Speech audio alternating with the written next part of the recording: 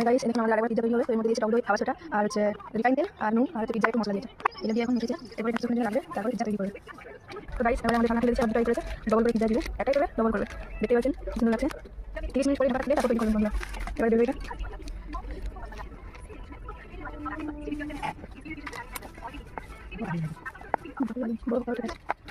তো বন্ধুরা হয়ে গেছে, বেলা হাতে করে এরকম করে নিতে হবে চারদিকে টুকরি। দেখতে পাচ্ছেন আমি করছি হাতে ফ্রি তারপরে বসাবো, তারপরে করলে বেশ ভালো হবে। এবার পায়ে বসে আমাকে ভালো বানিয়ে নেবে, তারপরে করবো।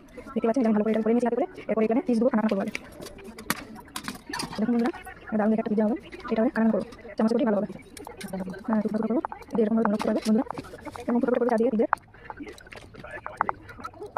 এটাই এবারে একটু সস দেওয়া হবে। দেখুন আমি ভালো করে কিন্তু খানা করে দিয়েছি চামচে, সুন্দর হবে চামচে দারুণ হবে। তো হয়ে গেছে, এবার এটা চিজ দিবে, এটা চিজ দিবে। তো বন্ধুরা দেখুন মার্বেল চিজ দিচ্ছে আমাদের, এটা এরকম সাইজে চিজ নিয়েছি, এরকম সাইজে চিজ দুটো দিব আমরা। এর ভিতরে এটা চের করে আরেকটা বসবে, যেটা রাখা আছে এটা উপরে দেবো, সেটা ভিতর থেকেও চিজ বেরায়। দেখতে পাচ্ছেন বন্ধুরা চিজ দেওয়া হচ্ছে। তো গাইস চিজ দেওয়া হয়ে গেছে, এবার তাওয়ায় বসাবে তেল দিয়েছে। তো বন্ধুরা এই যে তাওয়ায় দিয়েছে, দেখুন কি সুন্দর লাগছে। এবারে আরেকটু মজা দিয়ে এটা বেলে নেবে, এটার উপরে দিবে। এটা বেশি এখন পাতলা করে, যা পাতলা হয় তোমরা মনে রাখো, পাতলা হলে বেশি ভালো লাগবে। তো গাইস বেলা হয়ে গেছে পাতলা করে, এবার দেখতে পাচ্ছেন হাতে করে এভাবে করতে হবে যাতে এটা ভালো লাগে। এই যে টানা করে দিয়েছে, এবার এটা চামচ করে করতে হবে। রেসিপিটা ভালো লাগলে অবশ্যই কমেন্ট করবে।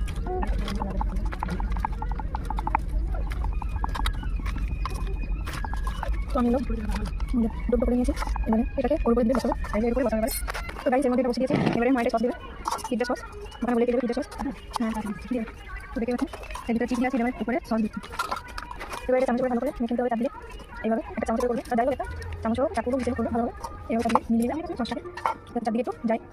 তো আমি এটা করে নিয়েছি, এবার এর মধ্যে চিজ দেওয়া হবে। এবারে এর মধ্যে ক্যাপসিকাম, টমেটো আর মাংস আছে সব একসঙ্গে, আর পেঁয়াজ আছে সব একসঙ্গে মিক্স করেছে, দেখতে পাচ্ছেন চারদিকে দিচ্ছি চামচ করে। ওরা পালে সাজিয়ে দিতে পারো, কিন্তু আমি চামচ করে দিচ্ছি, ভালো লাগলে অবশ্যই কমেন্ট করবে।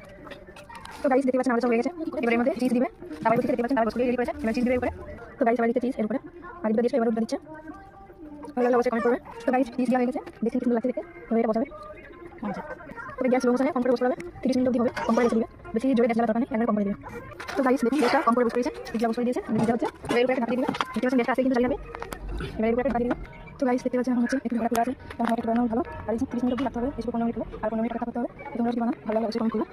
তো গাইস দেখুন আমাদের পিজ্জা হয়ে গেছে, সুন্দর সব মিক্স হয়ে গেছে, এই যে দারুণ লাগছে, এটা খাওয়া যায়। ওকে বন্ধুরা তো কয়টা বলবো এটা আমার থেকে, বাই বন্ধুরা, ভালো লাগলে অবশ্যই কমেন্ট করবে।